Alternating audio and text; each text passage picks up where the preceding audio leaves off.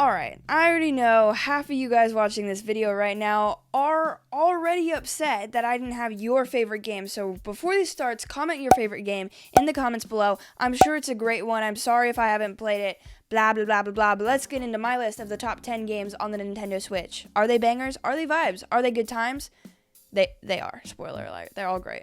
Number 10 is Mario Kart 8 Deluxe. First of all, I'm super tired of this game because we've needed a new one for a very long time, but this is still a very good time. It's a great game, and I've played almost weekly since the release. It's fun and a great party game, and like every little party thing I go to, this game is almost always there.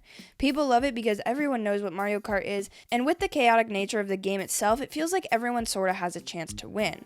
On top of that, the battle mode was brought back here, and it's a great time. One of my favorite modes is actually the Shine Spark mode. It's just so chaotic, but it requires a lot of skill and timing, which is very, very fun. But how could you talk about this game without mentioning its DLC? With 48 new tracks coming and, literally being one wave away from having completed DLC, this game feels almost endless, unless you've played over 200 hours of it, because damn, then you start to really want something new. Nintendo, please don't port this game to the next console.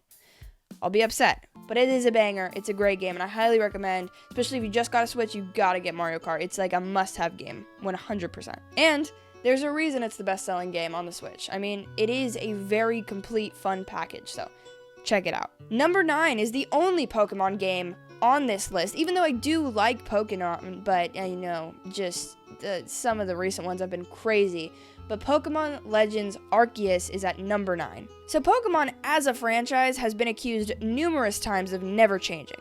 From Red to Scarlet, the game feels very similar, but with the release of Pokemon Legends Arceus, gamers caught a glimpse of what Pokemon could become. The way you interact with the world is amazing. You run around this sort of old-timey world where you find the origins of Gen 4, and it's a Gen 4 remake, but you never knew this is the way that you wanted it. You can run all around, and most importantly, you can catch Pokemon like you've always imagined. So when you're watching the show, and you're like, oh, he's just throwing a Pokeball. Like, how can I not just do that? Like, how is it taken so long for them to be like, it's fine for you to just actually catch it as a mechanic of the game and not just a menu. Pokemon has been menus for so long, and what I love about Pokemon Legends Arceus is that it isn't all menus, thank the Lord. But you can also battle them by throwing a Pokemon out at another one and starting a battle that way. And this mechanic alone makes the game a ton of fun. Like I said, it just brings the idea of you being Ash from the anime or the new person, whoever that one is. Now, yes, it is still a Pokemon game, so it doesn't look fantastic, but unlike Scarlet and Violet, two Pokemon games that I really don't hate, but they don't run very well, you're not going to experience any major issues like you do with that most recent generation. Really, just the idea of what this game is what many of us imagine Pokemon to be in our heads, and now that it's here and it's brought to life, it's magnificent. And I hope that Pokemon continues down this path after seeing how great it really was and how many fans love this game. A lot of people who didn't like Pokemon were finally brought back into the Pokemon universe through this game. So Pokemon, please just take this as a sign, implement all these mechanics into your mainline games, make them run well, and you'll have just like an absolute banger on your hands. But Pokemon Legends Arceus at number 9 because it is a very good time. Mario Odyssey coming in at number 8. Mario Odyssey is an amazing game from start to finish. The sandbox Mario does so much in refining and capturing the creativity of what Mario is. You have the Cappy mechanic, which is so amazing and essentially takes the place of any power-ups because you can use Cappy and you can capture just about anything your heart desires. There's also this amazing music throughout the entire game, which is super impressive that I'm noticing this because I'm the girl that usually plays games and listens to podcasts at the same time. I know it's a crime. I've heard it. It's fine. It's multitasking, I like to do it.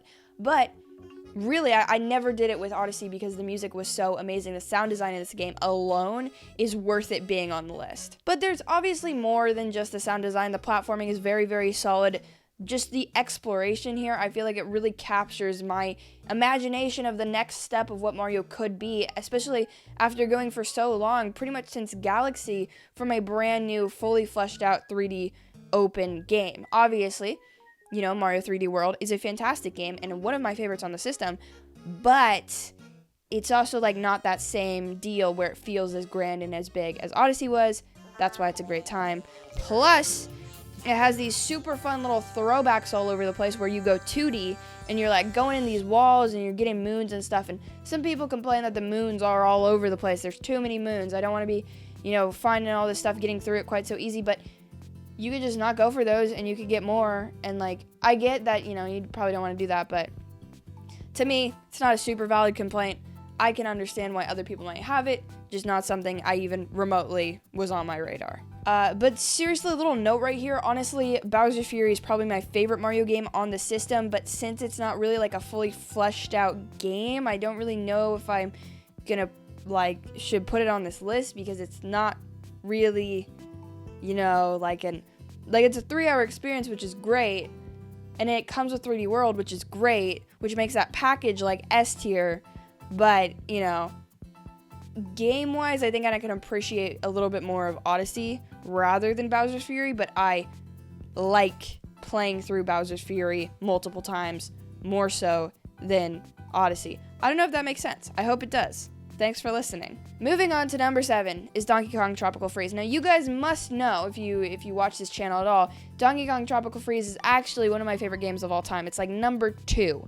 So, it's an amazing game, and honestly, it would be number 1 if we were talking about the Wii U, but since it's just a port on the Switch, don't really think it can, get that number 1 status, unfortunately. But it is the best 2D platformer ever made, in my opinion, and nothing else is really even close. The creativity, the level design, everything about this game is fantastic. I mean, I've played it like 5 times, and I love it more and more with every single playthrough.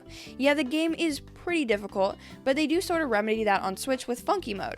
And when you're playing as Funky, you don't get hurt by spikes, you can hover in the air, and there's a lot more, other things that make it a bit more accessible. The boss battles are also challenging and super epic, and they really make you feel like you're accomplishing something every time you get through them.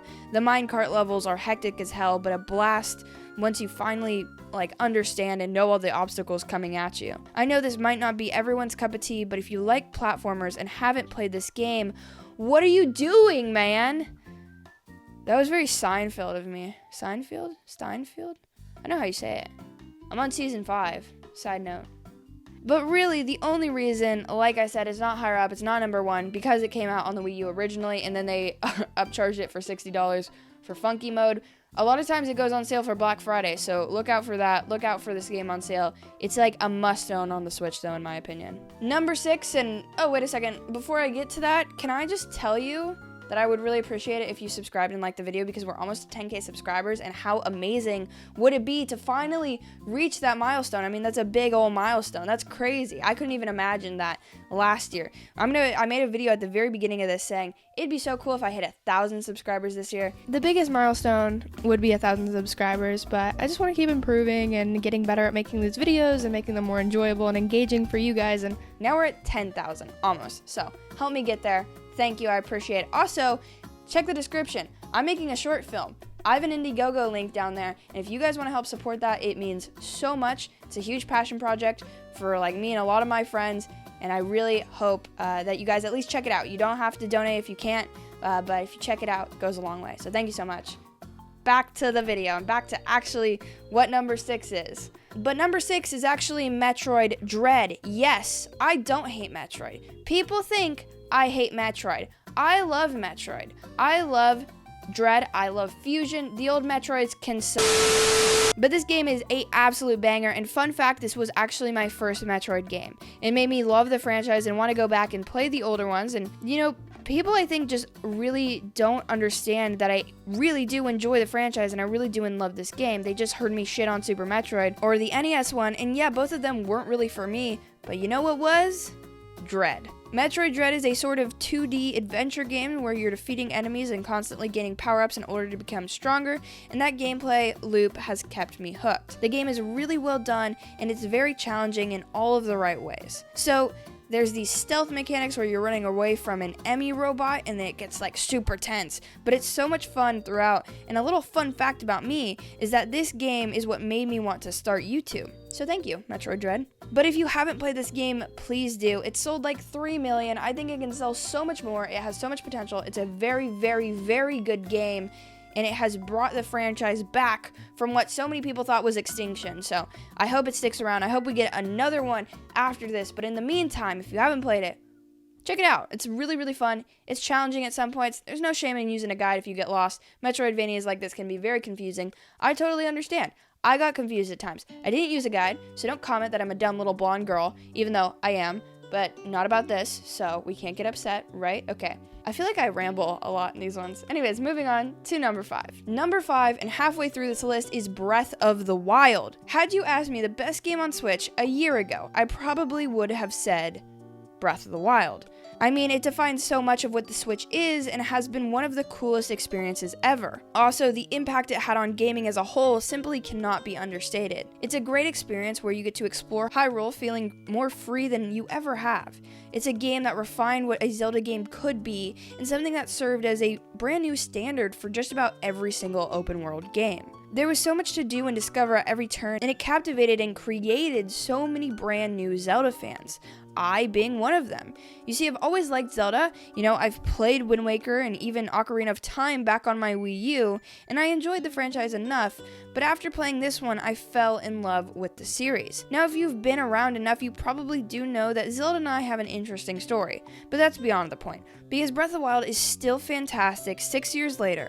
It's an amazing game with great combat and a good story, and really a wonderful feeling of exploration, and dare I say, a breath of fresh air for us open world fans, which I wasn't until this game. Number 4 is Super Smash Bros. This game is an insane banger. If you've got friends, this is a must-have. So you can do so much. They've got classic fights where you're battling through different opponents to defeat the boss at the end, spirit battles where you battle for spirits, which can change up the gameplay insanely, World of Light, which is a great single-player mode that allows you to get a feel for the Smash controls, while unlocking characters, and there's just a ton to do. The game has really never gotten stale for me, and that's coming from someone who bought the game day one in 2018 and has gone on to play it at least every week since then. It's exciting to find a new main and kick ass as young Link or Alph or whoever I'm playing next. When playing this game locally, like I have been, it gives so much more life to the franchise and makes me want to play again and again, or even just practice solo so I can show up and dominate the homies at the next match. Of course, I do highly recommend this game, and check it out if you somehow haven't. Play around, find a new main. Have you not gone back to this game in a while? Maybe you are a Pikmin or a Olimar main. I didn't think I was an Olimar main, and now I kick ass with him, so, all over the place. Speaking of Pikmin, number 3 is Pikmin 4. Call it recency bias or whatever the heck you want, but this game is a banger from start to finish. They changed up the base Pikmin formula and refined it to a goddamn science. In case you don't know what Pikmin is, it's sort of a real-time strategy game where you have these Pikmin and then you throw them all over the place. They defeat enemies, bring stuff back to your ship, and so much more. It's basically a collect-a-thon game that's done right. It's relaxing at times, but when you're getting the Pikmin ambushed by a huge Bulborb or something that turns frightening, it gets crazy. You get so frantic, and it goes from this relaxing, chill game to this game where you're so sad because you have lost an entire species of Pikmin because of your inability to manage resources properly. It gets stressful. I'm gonna say it really gets stressful. But Pikmin 4 takes that strategy element of Pikmin to new heights, as well with the Dandori battles, which are head-to-head battles where you and an opponent face off to collect the most stuff, whether that be enemies or something else that, like fruit. But it's all very, very fun. There are also caves, which is sort of serve as a dungeon in this game, and they can be challenging at times, but they hold some of the coolest stuff in the game as well. I think just the sheer amount of stuff that they packed into Pikmin 4 is why I enjoy it so much. They had these series favorites like the caves from Pikmin 2, all these different Pikmin that they wanted to incorporate in this game. I feel like this is really the quintessential Pikmin experience. All the complaints people have, you turn a corner, half your Pikmin die because they didn't get up the right bridge or whatever because they're not, they're following you and the AI's not that smart yet, whatever. Well, now that doesn't happen because they all ride with you on Ochi and you don't even have to worry about it. It's very, very fun. It's very relaxing, but then I guess it can be frantic. So, seriously, this is probably my favorite game on the Switch right now. Objectively, the two higher than it are better. But, here's the thing. When I was making the list, I just couldn't bring myself to put Pikmin 4 over these next two games. But in my mind, on a casual day, you ask me my favorite game on the Switch right now, I'm gonna say it's Pikmin 4. But number 2, was that cool? I don't know. Number 2 is Box Boy and Box Girl. I know. Outrage. What the hell, Josie? Are you okay? You mentally there? Oh yeah, I'm one smart little blonde cookie. But you might not understand why the monochromatic king is the king quite yet. But let me explain. Box Boy and Box Girl is a puzzle platformer where you play as a box guy who makes other boxes off himself, and then you grab onto ledges and use them for a variety of different puzzles. It's kind of hard to explain, but if you just watch the gameplay, you'll get it pretty much immediately. The game has a deceiving amount of content as well. So there's A Tale for One, which is a single player campaign, and it's really great and challenging at times and super interesting and fun. But then where this game shines is A Tale for Two. This is the co-op experience. First of all, before we dive into that, I just want to say that this is the best co-op experience on the Switch. It's just unbelievably great, and my boyfriend and I had the best time all the way through. It is not the longest game, with each campaign being probably no more than 5 hours long, but really for a $12 game, who's freaking out about the hours spent here? But if you're not sold, there is a whole other campaign where you play as this rectangle, which has another level of complexity, and that's a really great time as well. I guess what I'm trying to say here is that I genuinely love this game. I have one of my greatest memories associated with it, and that is why I will always hold this game as one of my favorites. Before we get into number 1, there's going to be a lot of games that weren't on this list, right? Some of your favorites. So let me just give some honorable mentions. These are all games that I love and I adore, and if this list was like 100 long, they would be here. But since it's not, we've got Live Alive, which is a fantastic RPG on the Switch and one of my favorites. Splatoon 3 was my favorite game of last year, but I did fell off. But with the upcoming DLC, I'll probably get back into it in the future. Mario Maker 2. An amazing, never-ending Mario experience, and with Mario Bros. Wonder coming out at the end of this month, I'm sure it'll be on the next list if I do it again. But without further ado, number 1. I feel like it has to be this game, Tears of the Kingdom. Listen, there's been all this backlash recently. People say this game is not as good as it was like being hyped up to be at the beginning. Lies. Lies, lies, lies. This is one of the greatest games ever made. Point blank, period. I just absolutely love it. It takes all the things that Breath of the Wild did and turns them up to 11. This game seriously did everything. There's recently, like I said, been all that pushback. Some people don't like the story. Others think the Skylines were underdeveloped. And while I do sort of agree with the Skyline things, how can you call out the story? Because what? I guess I didn't greatly connect to Breath of the Wild, but I thought the memories we get here were awesome, and I love the buildup of how Ganondorf rose to power and how he became the absolute psychopath that he ended up being. We see Zelda in her struggles as we have this dope-ass reveal that, spoiler warning, seriously, this is like a huge spoiler, like skip 10 seconds, okay? She's a dragon? What the hell? Like, how do you not think that's cool? I guess I'm not someone super engrossed in the Zelda storyline, but regardless, I do think this game was a banger in the story department. Also, the temples. Holy shit, the temples. They were awesome. They were much more like traditional dungeons, and they were so much fun to get through, not to mention the legitimately amazing boss fight that were waiting for you at the end of every single one. I had a blast with all of them. They were all so different. They all utilized different things in such a cool way. Like, they were fun, mixed up the gameplay, gave us, like, world building, a whole new, whoa, what is this play? How did you not like that? I'm confused. But even if you don't do the temples and just mess around with the world for hours, you can really just have the best time. Just experimenting with all your new abilities, or going into the new and improved shrines, or building a truck, or whatever have you. You can do whatever you want. And I get it was built off of Breath of the Wild, but regardless, this game is such a banger that I have to give it to them. Come on, if you haven't played this game, you simply need to. But to tell you guys the truth, I was wrestling between Tears of the Kingdom and Pikmin 4 for a very long time because I love them both so much. But in terms of the greatest game on the Switch, I feel like you have to give it to Tears of the Kingdom. Honestly, my favorite game of the year is Pikmin 4, so yeah, this is a very confused list, and honestly, it's constantly changing. So if your favorite isn't in the list, again, I am sorry about that. Leave it in the comments down below. But hey, games are subjective, right? Games are art. You can't judge art, you know, like you can not like art, but it doesn't mean it's bad, right? So maybe I don't like your favorite game. Doesn't mean I think it's bad per se. Unless it's bad. Unless it's really bad. But yeah, that's the list. That's the vibe. That's the good time. Thank you for subscribing. Thank you for checking out the Indiegogo. Thank you for watching to the end of this video. Very, very rarely do people. So you are one of the few, and I really, really appreciate you. So thank you. Check out this video. It's a banger. It's a vibe. Say it with me, everybody. It is a good time. Wow, that was very ASMR. Good time.